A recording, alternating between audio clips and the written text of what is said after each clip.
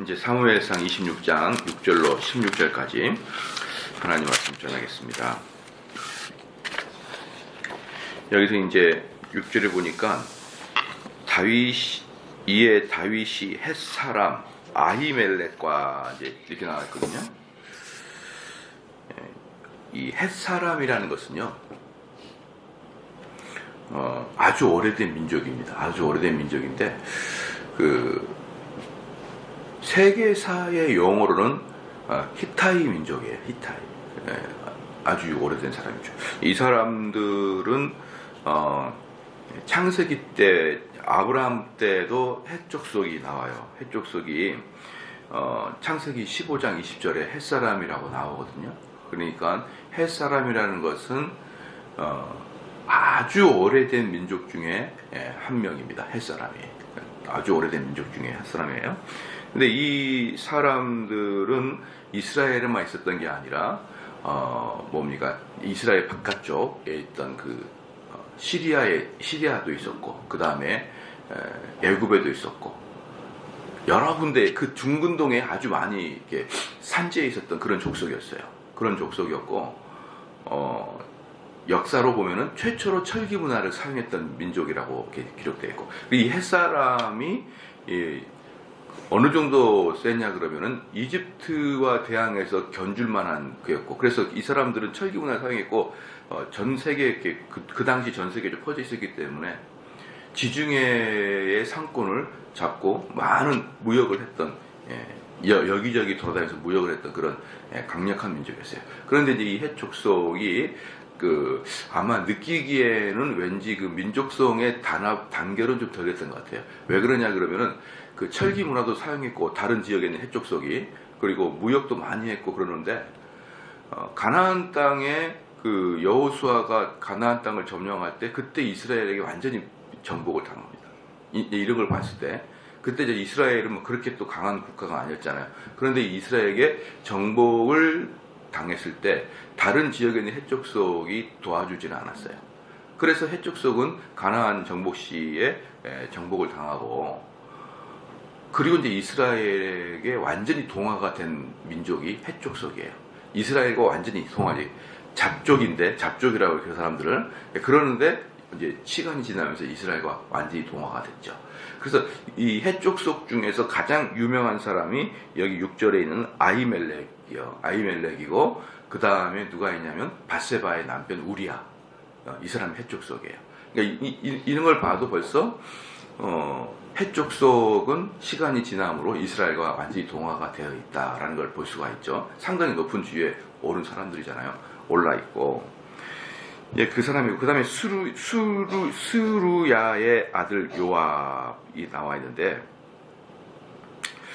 이 스루야의 아들은 한번 우리가 봐볼까요? 역대상을 한번 봐봅시다. 오늘 그대로 놔두고 역대상.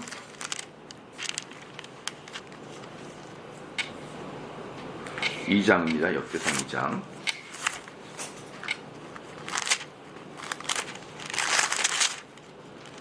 역대상 2장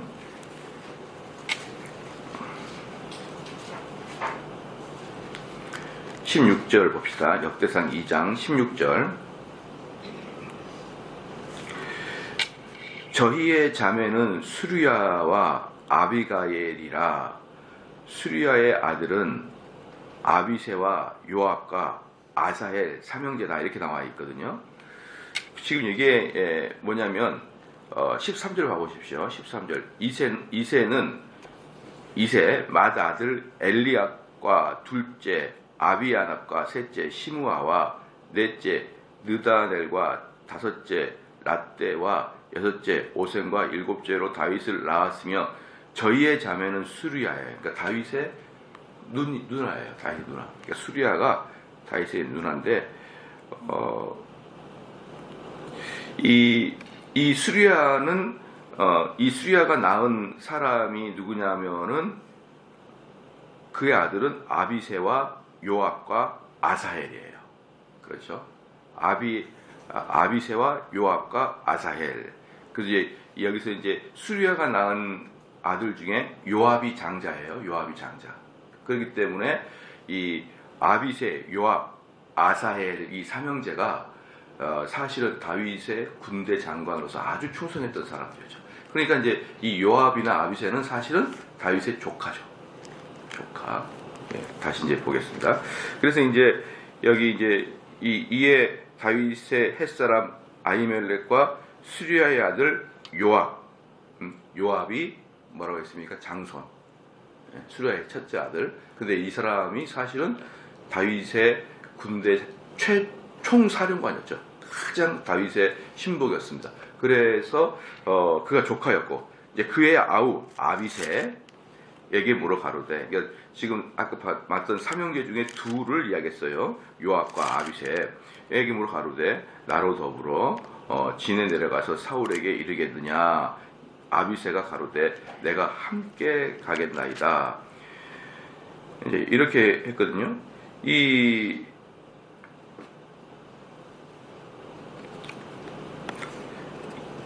이제 아비새는 이제 사실은 그 요압보다는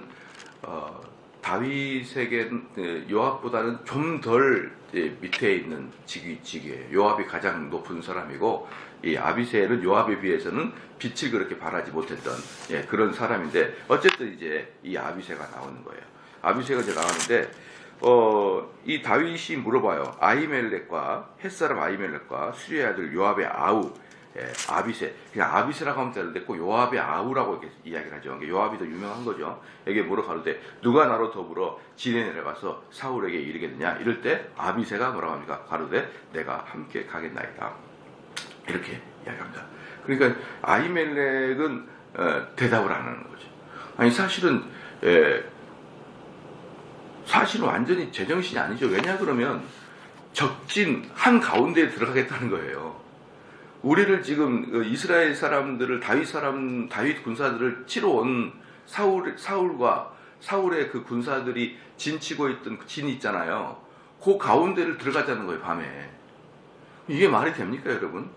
탐정도 그렇게 정확하게 지금 하지 않았는데. 그러니까 당연히 내가 가겠습니다라고 아히멜렉이 말 못하죠.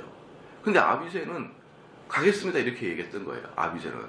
그러니까 여기서 느끼기에는 아마 아비새는 다윗이 죽으라고 죽겠다 이 정도가 되고 있었던 것 같아요. 이 정도가 되고. 그래서 정말 이 이제 어떤 공동체든지 그 공동체가 정말 잘 되려 그러면요, 리더가 저 태양을 보고 달이다 그래도 달이다라고 믿어주는 사람들로 딱 뒤에를 배경을 해줘야 그게 잘 되든 못 되든 강력한 조직이 되는 거예요. 강력한 조직은 물론 이제 그래서 책사가 필요한 거거든요. 책사는 어떤 사람이냐면 왕에게 이게 잘못됐습니다. 이렇게 해야 됩니다. 이렇게 아이디어를 제공해 주는 사람이 책사예요. 그러면은 그 사람 하나를 제외하고는요, 나머지는 왕이 죽으러 가자, 그럼 죽으러 갑시다 이렇게 해야 되는 거예요. 그 역할들을 그렇게 해야 되는 거죠. 책사가 왕이 다 맞습니다. 그래 보면 안 되는 거거든요. 왕이 어쨌든 그때는 혼자 결론을 내야 되잖아요. 삼권이 분리되지 않고 왕이 최종적으로 결론을 내리잖아요. 그러니까 항상 지혜자가 옆에서 왕을 조언하지만 그 조언이 끝나고 그렇게 하기로 결정이 되면은 장수들은 그건 어때요? 불 속이라도 뛰어 들어가야 되는 게 장수의 모습이에요. 그때 장수가 이건 아니지 않습니까? 이래버리면 모든 건 끝나고 마는 거죠. 그렇죠? 그래서 누가 나로 더불어 진에 내려가서 사울에게 이르겠느냐. 아비새가 가로되 내가 함께 가겠나이다. 이렇게 아비새가 뭡니까 이제 죽음을 무릅쓰고 가겠다고 딱 말하고 나서, 그리고 이제 아히멜렉은 별로 성경에는 등장하지 않습니다. 아히멜렉 별로 등장 않지만 아비새는 이후에 계속 사울에게 높은 군사로 등용을 받게 돼요. 물론 요압보다는 아래지만 아비새도 다윗을 위하여 끝까지 나타납니다. 7절에 다윗과 아비새가 밤에 그 백성에게 나아가 본즉 사울이 진 가운데 누워 자고 창은 머리곁 땅에 꽂혔고 아브넬과 백성들은 그를 둘러 누웠는지라. 여기서 이제 보면요, 사울은 보통 왕들은 자기의 권세를 드러내기 위해서 호를 들고 있어요. 왕들 들고 있는 그 지휘봉 있잖아요. 그렇게 생긴 건데 호를 들고 있는데 사울은 특이하게 자기의 권위를 드러내기 위해서 단창을 들고 있었습니다. 단창을. 예, 그리고 호를 들고 있는 게 아니라 단창을 들고 있었던 게 사울의 주특기였어요. 그래서 사울은 이제 이 다윗을 잡으러 와가지고 진 가운데 누웠는데 자기 바로 머리 위에다가 그 단창하고 그 다음에 물통을 거기다가 두고 있었습니다. 그래서 이제 이 두고 있으면서 이 아브넬이 누구냐 그러면 사울의 군대 장관이었어요. 사울의 군대 장관 보다는 또 사울의 군대 장관이지만 그 무슨 일을 했냐면 경호원 역할을 이 아브넬이 하고 있었죠. 그러니까 군대 장관이면서 최측근에 붙어서 경호대장까지 겸하고 있었던 게 아브넬이었습니다. 그래서 꽂혀 있었고 아브넬과 백성들은 그를 둘러 누웠더라. 예. 딱 사울이 중간에 있고 그 포위를 이제 뱅뱅뱅뱅 잡아들어서 아브넬부터 시작해서 모든 군사들이 사울을 이렇게 이제 중간에 포위를 해가지고 딱 보호를 하면서 사울을 자고 있었는데 딱 졸려버린 겁니다. 이 사람들도. 이제 여기에서 그냥 하나님의 개입이 없이 그냥 해석한다 그러면 이들이 뭡니까? 다윗을 쫓아오려고 밤새도록 쫓아다니고 이랬으니까 피곤해가지고 다 또 골아 떨어진 것이고. 그런데 육신의 눈이에요. 우리들의 눈. 근데 그 비하인드 스토리 그 뒤에 보면 어떠냐? 13절 봐보십시오. 13절. 아니 12절. 다윗이 사울의 머리 곁에서 창과 물병을 가지고 떠나가되 깨든지 이를 보든지 알든지 하는 사람이 없었으니 이는 여호와께서 그를 깊이 잠들게 하셨으므로 라했죠.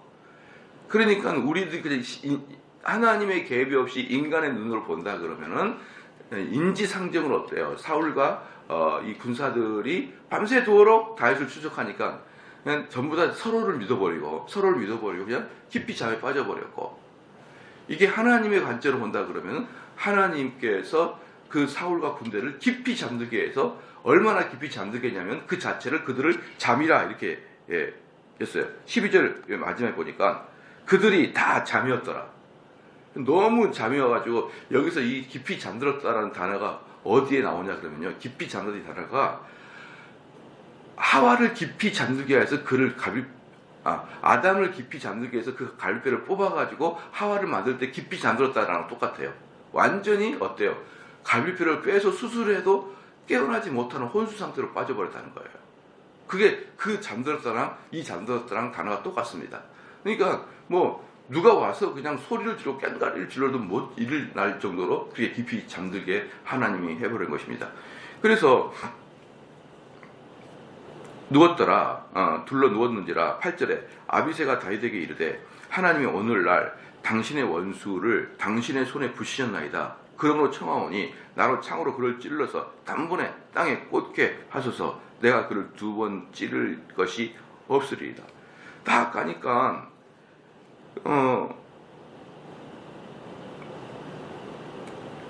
이제 아비새가 딱 보니까 이 사람이 완전히 골아떨어졌거든요. 모든 사람이 다 잔 거예요. 이게 어찌된 일인가? 이게 어찌된 일인가? 딱 가보니까 사울이 그냥 드르렁 자고 있는 거예요. 모든 사람이 다 자고 있어요. 이게 어찌된 일인가? 아비새가 딱 떠오른 생각이 바로 이것이 하나님 우리에게 주신 기회가 아니고 뭐냐는 거예요. 이게 바로 하나님이 주신 기회가 아니고 뭐냐는 거예요. 그럼 아비새는 분명히 이런 마음을 품었을 것입니다. 24장에 엔게디 사건이 있잖아요. 그때 우리가 사울을 죽일 수 있는 충분한 기회가 있었는데 다윗이 몰래 접근해가지고 사울의 옷자락만 베고 나왔지 않습니까? 그리고 그 사람을 죽이지 않았어요. 그러니까 아비새는 그걸 알고 있죠. 왜? 최측근의 사람이니까. 그러면 아비새는 이렇게 눈으로 얘기했을 거예요. 아마 여기서는 이야기는 없지만 눈빛으로 또는 평상시에 다윗에게 이야기했을 것입니다. 뭐냐? 우리가 사울을 살려줘가지고 이익이 뭡니까? 우리가 사울을 살려줬더니 그 사울이 잠시 동안은 내 아들아 내가 미안하다 내가 잘못했다 그렇게 잠시 동안에는 후회하더니 결국은 또 우리를 잡으러 오지 않습니까? 왕 당신이 그렇게 맨날 선대만 하다가 우리한테 온 이익은 뭡니까? 이 눈빛을 분명히 다윗을 쏴붙였을 거예요. 그런데 오늘 와보니까 이게 말이 됩니까? 전체가 다 자고 있어요. 이것이 지금 하나님이 우리에게 주신 결정적인 사울을 죽여라 하는 신호가 아니고 뭐겠습니까? 그리고 그때는 엔게디 광야 때는요, 그래도 사울의 딸이 다윗의 아내였는데 이제는 사울이 아예 그 딸도 다른 사람한테 시집을 보내버렸어요. 그러니까 이제 다윗과 사울은 장인과 사위관계도 아닙니다. 이것도 저것도 아니에요. 그리고 죄 없이 우리를 죽이려고 그러고, 하나님이 완벽하게 사울을 죽이려고 전부 다 재워버렸고, 이것이 지금 하나님이 우리에게 주신 사인이 아니고 뭐고, 항상 뒤에는 앞머리만 있고 뒷머리가 없어서 올 때는 알아도 뒤에 지나갈 때는 잡을 수가 없는 게 기회인데, 이런 기회를 놓치면은 왕이가 되겠습니까? 그리고 지금 깊이 잠드는데 여기서 아비새가 누구라 했습니까? 정말 충견한 군대 장수였어요. 그러니까 딱 한 칼에, 단칼에 목을 베겠다는 거예요. 두 번도 아니고, 만약에 두세 번 찌르다가 그러면 소리 지를 거 아니에요. 깍 소리 지를 거 아닙니까? 이런 소리도 없이 단방에 목을 베어서 내가 그를 죽이겠습니다 라고 지금 하는 겁니다. 그러니까 8절 다시 볼게요. 아비새가 다윗에게 이르되 하나님이 오늘날 당신의 원수를 당신의 손에 붙이셨나이다. 그러므로 청하오니 나로 창으로 그를 찔러서 단번에 땅에 꽂게 하소서. 내가 그를 두 번 찌를 것이 없으리라. 여러분, 사랑하는 성도 여러분, 만약에 여러분들이 이런 상태면 어때요? 무엇이 하나님의 뜻인지, 지금 이 상황을 주시는 것이 하나님의 뜻인지 아닌지 뭐로 구별합니까? 아비새의 이야기가, 이건 분명히 하나님께서 8절 처음에 다윗에게 이르되 하나님이 오늘날 당신의 원수를 당신의 손에 붙이셨나이다. 그게 하나님이 다윗에게 원수의 손을 붙였는 것인지 아닌 것인지를 여러분 뭘로 구별합니까? 여기서 보면은요, 분명히 깨달을 게 뭐냐면, 이게 하나님의 뜻이다 아니다, 하나님의 방법이다 아니다는 환경을 통해서 보는 게 아니고 원리를 통해서 본다는 거예요. 모든 게 잘 돼, 딱딱딱 이루 맞아요. 야, 이게 바로 하나님의 뜻이구나. 그게 아니고 원리로 보는 거예요. 뭡니까? 기름 부은 자를 네가 손대지 말라는 거예요. 다윗은 지금 원리를 보고 있고요, 여기 아비새는 상황을 보는 거예요. 그래서 어떤 그 옛날에 보면은 선교 단체, 꽤 유명한 선교 단체에서 하나님의 뜻 발견하는 방법 이런 거 막 많이 강의했거든요, 옛날에. 그럴 때 하나님의 뜻을 구별하는 방법 이렇게 될 때 그 중에 하나가 뭐냐면, 하나님이 주시는 환경을 바라보라 그랬어요. 사람을 보내든지 환경을 조성하든지 이렇게 순적하게 되기 시작하게 되면 그게 하나님의 뜻이다라고 배웠는데, 아니 지금 이 8절 말씀만큼 하나님의 뜻에 가까운 게 어디 있어요? 모든 게 순적한데. 예?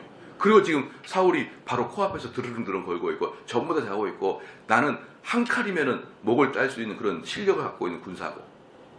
그러나 하나님의 뜻은 죄짓지 않는 것입니다. 그래서 원리를 갖고 있는 거예요. 딱 원리가 뭡니까? 딱 두 가지거든요. 두 가지 원리는, 첫 번째, 기름 부은 반자는 손대지 마라. 두 번째, 원수를 너 스스로 갚지 말고 원수를 갚는 것은 하나님의 것이다. 두 가지 원리 딱 하나. 두 가지 원리 딱 가지니까 어떻습니까? 다윗이 죽이지 마라 딱 하는 거예요. 여러분의 하나님의 뜻이 어디 있습니까? 여기 있다 저기 있다가 아니라 하나님의 원리를 지키는 것, 하나님 말씀을 지키는 것, 죄 짓지 않는 것, 그게 바로 하나님의 뜻이지 환경 따라서 여러분이 결정하는 거 아니에요. 보십시다. 9절에 다윗이 아비새에게 이르되 죽이지 말라. 누구든지 손을 들어 여호와의 기름 부음을 받은 자를 치면 죄가 없겠느냐? 그래, 걔를 죽이면 너무 사울이 나쁘죠. 이것은 무슨, 우리는 보편적으로 사람과 사람 사이 원수가 되면, 저번에도 말했지만 내가 아무리 잘못했다 그래도 나도 눈을 흘길 때도 있었고, 나도 덤빌 때도 있었고, 나도 남한테 욕할 때도 있었고, 이러면서 아무리 내가 피해자라 그래도 40대 60, 30대 70이에요. 그래도 내가 아무런 잘못이 없을 수가 없어요. 근데 다윗은 도대체 무슨 잘못을 한 겁니까? 아무 잘못이 없어요, 다윗은. 그리고 여기서도 알겠지만 절대로 사울을 자기가 섬기려고 했던 것이지 사울을 경쟁 상대로 생각하지 않았습니다. 그런데 100% 사울이 잘못했어도 다윗은, 그 사울은 하나님의 기름 부은 자니까 손대지 않잖아요. 이게 바로 다윗의 위대성입니다. 이게 우리는 영화를 많이 보니까 이 원수야 죽어라 이렇게 막 칼로 찔러서 마지막에 탁 칼로 찔러 나올 때 음악이 잔잔히 깔리면서 영웅이 이겼습니다 이렇게 나오는데 아니에요. 다윗은 스톱, 죽일 수 없다. 그러면 아비새가 옆에서 보고 얼마나 답답할까요? 아이고 진짜 내가 이 사람을 왕으로 섬겨야 되나? 내가 이 사람을 나의 주인으로 섬겨야 되나? 아비새는 그런 마음을 먹을 수도 있었어요. 근데 이 다윗은 스톱을 딱 시킵니다. 그러면서 마지막에 뭡니까? 9절 마지막에 기름 부음을 받은 자를 치면 내가 죄가 없어지겠냐 이 말이에요. 내가 죄 짓지 않겠느냐 이 말입니다. 왜 너는 나를 지금 죄를 짓게 하느냐 이렇게 따져 묻는 것이에요.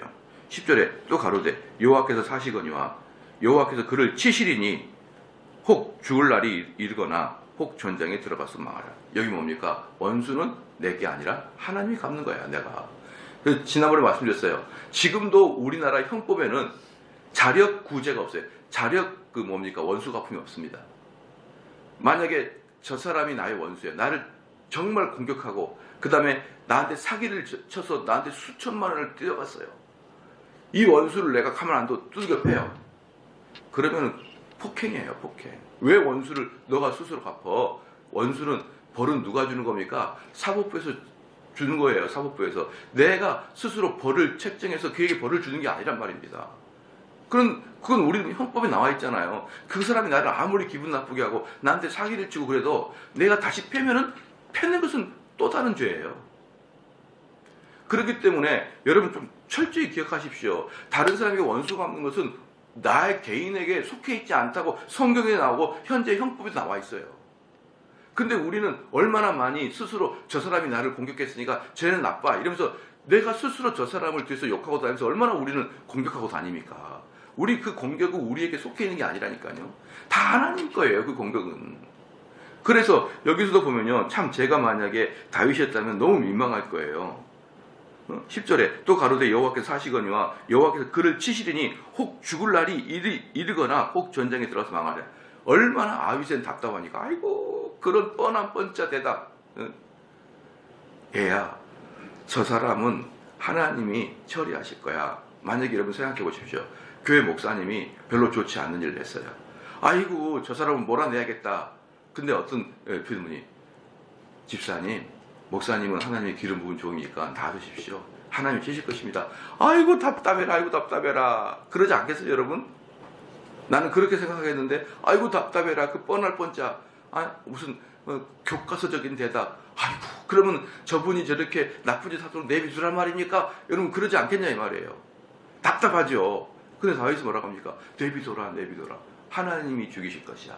하나님이 전장에서나 아니면 병을 통해서나 죽을 거야. 아이고 언제까지 그러고 있을 것입니까? 저 모습을 보고 우리가 이것을 개혁을 해야 되지 않겠습니까? 여러분 그렇게 하지 않겠냐고요. 저는 여기 있는 분들은 그럴 거 할 것 같은 느낌이 드는데 우리가 참으면 안 됩니다. 이건 기회입니다.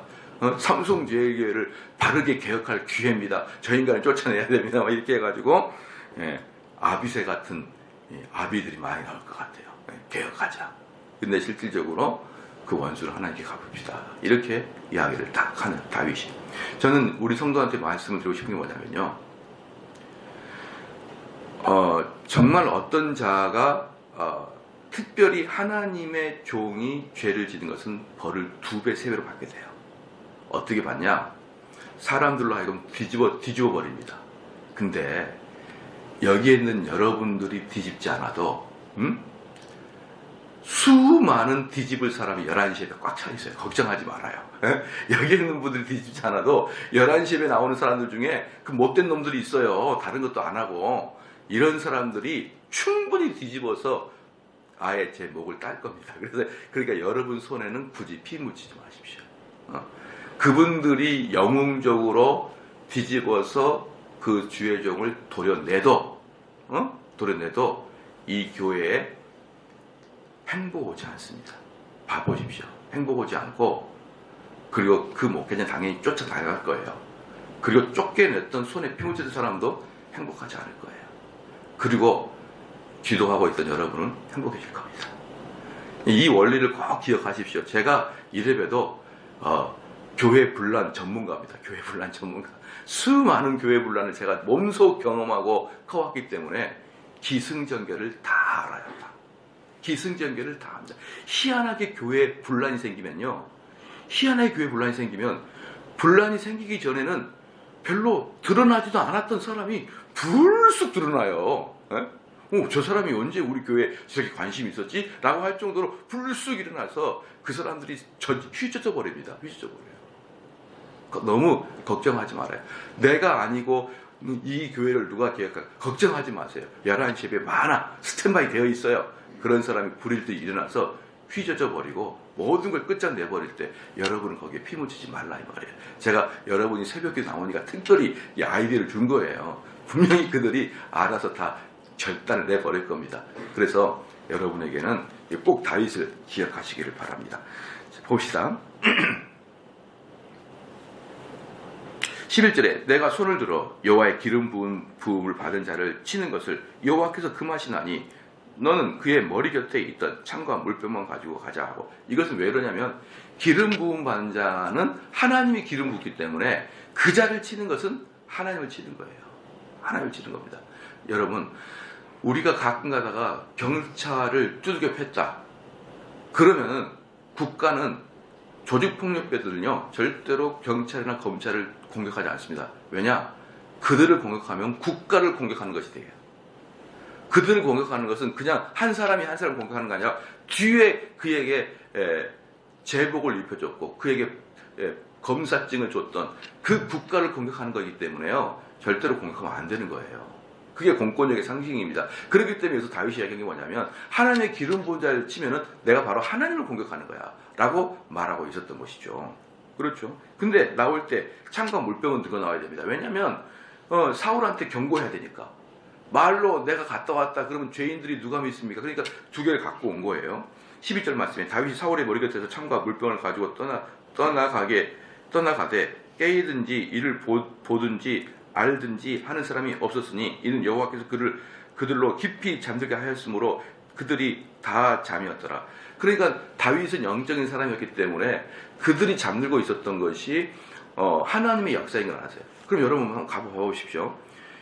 다윗과 아비새가 그 사울의 적지까지 깊숙이 들어갔던 이유는 그들이 용맹했거나 그들이 능수능란했기 때문이 아니라 하나님이 잠재웠기 때문이죠. 그죠? 그럼 이것은 아비새와 다윗이 잘난 것이 아니라 하나님이 그렇게 했잖아요. 근데 아비새가 칼로 찔러요. 그럼 어떻습니까? 하나님이 하신 일을 꼭 자기가 한 것처럼 그렇게 바꿔버리잖아요. 철저히 금지예요. 이런 거예요. 하나님이 하신 일은 하나님이 하신 걸로 돌려드려야 되는데 아비새 같은 경우는 바로 이게 기회다. 그리고 딱 잡으려가지고 다윗과 아비새는 영웅이 되어버린 것이죠. 하나님께 돌아가야 될 영광을 아비새가 딱 차려야 합니다. 야, 어떻게, 야, 너희들 지금 정신이 있었냐? 어떻게 그 적진 한가운데 뚫고 들어갔냐? 어떻게 단칼에 죽일 수 있었냐? 아, 그때 그냥 내 마음에 다윗과 일심동체였지. 막 이러면서 영웅이 될 수가 있었지만 사실은 그 모든 걸 만들어 놓은 것은 그들의 영웅심이 아니라 하나님이 그렇게 잠을 재웠고, 그리고 마지막 다윗의 마음을 시험하고자 하는 하나님의 일종의 시험이었습니다. 네. 그랬을 때 13절에 이에 다윗이 건너편으로 가서 멀리 산꼭대기에 서니 상거가 멀더라. 멀리, 그러니까 산이 이제 이렇게 낙타 등처럼 두 개가 볼록 튀어나왔으면은 한쪽 산으로 넘어간 거예요. 골짜기를 지나 한쪽으로 넘어가서 그 산꼭대기에서 말합니다. 다윗이 14절에 다윗이 백성과 넬의 아들 아브넬을 대하여 외쳐 가로되 아브넬아 너는 대답하지 아니하냐. 아브넬아 너는 대답하지 않냐. 이 아브넬이 누굽니까? 군대 장관, 경호대장이죠. 이 아브넬아 대답하지 아니하냐. 이 말은 뭐냐면 몇 번을 불러도 안 일어났다 뜻이에요. 왜 너는 도대체 몇 번을 불러서 이렇게 안 일어나냐. 이 잠에서 깨어나라. 이러면서 그러니까 여기서 엄청 깊이 잠들었다는 것을 우리는 알 수 있는 거예요. 아브넬아 너는 대답하지 않느냐. 아브넬이 대답하되 그때 일어납니다. 그때야 크게 깊이도 일어납니다. 가로되 왕을 부르는 넌 누구냐. 분명히 아브넬아 일어나라 이러는데 이 아브넬이 일어나서 누가 왕을 부르냐 이렇게 말한 이유는 누가 이 아침부터 시끄럽게 그래서 왕까지 깨우도록 소리를 지르냐 이 뜻이에요. 얼마나 소리를 질러야 되든지 깨어나가지고 누가 왕까지 깨우느냐. 15절에 다윗이 아브넬에게 네가 용사가 아니냐 첫 번째입니다. 여기서 세 가지를 이야기하는데 아브넬아 너는 용사가 아니냐? 즉 사울의 군대에서 최고의 장군이 아니냐? 이렇게 이건 다 빈정거림입니다. 빈정거림이에요. 이스라엘 중에 너 같은 자가 누구냐? 두 번째입니다. 너가 이스라엘의 가장 높은 자지 않느냐? 가장 무서운 자 아니냐? 두 가지 얘기합니다. 그건 세 번째입니다. 그런데 네가 어찌하여 네 주 왕을 보호하지 않냐? 완전히 빈정거림이죠. 너는 용사가 아니냐? 두 번째, 너는 이스라엘 중에 가장 높은 자가 아니냐? 고위직이 아니냐? 근데 너가 왕을 보호하지 못하고 잠자는 너는 뭐냐 도대체? 이렇게 이야기합니다. 어찌하여 내 주 왕을 보호하지 아니하였느냐? 백성 중 한 사람이 내 주 왕을 죽이려고 들어갔었느니라. 16절에 네 행한 이 일에 선치 못하도다. 이 옳지 못한 것입니다. 여호와께서 사시거니와 여호와의 기름 부음 받은 너희 주를 보호하지 아니하였으니 너희는 마땅히 죽을 자니라. 이제 왕의 창과 왕의 머리 곁에 있던 물병이 어디 있나 보라. 그러니까 이것은 성경적으로도 맞고 일반 군사학적으로 맞습니다. 경호원들이 다 잡아가지고 왕의 목숨을 지키지 못하면 사형해야죠. 언제니까? 전시 때니까. 전시 때 경호원들이 왕을 지키지 못하고 잠을 잔다고요? 이건 사형감입니다. 사형감이에요. 일반 평시 때도 일반 평시 때도 군대에서 근무를 쓰다가 졸거나 이런 사람들은 영창도 갈 수 있어요. 일반 평시 때도. 근데 전시에 일반 일반 근무도 아니고 왕을 지키는 것에서 다 잠을 잤다. 그래서 적이 들어가가지고 거기 왕을 거의 죽일 뻔했다. 그럼 사형이죠. 그 얘기를 합니다. 첫 번째예요. 두 번째는 뭡니까? 기름 부은 반자를 왜 지키지 못하는 거예요. 그러니까 오히려 너가 사울을 지킨다고 말하지만 사실 사울을 지키는 것은 다윗 나였다. 왜? 아비새가 죽이려 했던 건 내가 막았지 않냐 이 말이에요. 아비새가 죽이려 했던 건 내가 막았으니까 사실 사울을 죽으면서 지킨 것은 아브넬 네가 아니라 다윗 나였다. 그리고 장차 2대 왕이 될 다윗이 아비넬에게 너 사형이라고 언도해버린 거예요. 너 사형. 너는 내 부하면 넌 사형이야 이거예요. 자, 이것을 볼 때 다윗은 어떻습니까? 철저히 하나님 말씀과 법의 중심으로 살아가는 것이지 자기의 감정에 옳고 그르고 살아가는 게 아니에요. 제가 지난번에 말씀드렸어요. 제왕적 사고와 입법군주입니다. 입헌군주입니다. 뭡니까? 제왕적 사고는 모든 걸 자기가 판단하고 모든 걸 자기가 결정을 내리고 시행해버려요. 혼자서. 근데 입헌군주는 어떻습니까? 모든 걸 법의 지배를 받게 됩니다. 군주 위에 법이 있는 거예요. 근데 우리는 근현대 사람이기 때문에 법의 지배를 받아야 됩니다. 마찬가지로 나의 감정과 나의 판단으로 저 사람이 미워가 아니에요. 나 위에 법이 있어야 되는, 말씀의 법이 있어야 되는 거예요. 그래서 상황과 그 사람 보고 판단하지 말고 하나님 법대로 여러분 그렇게 시행해 나가기를 주로 축원합니다.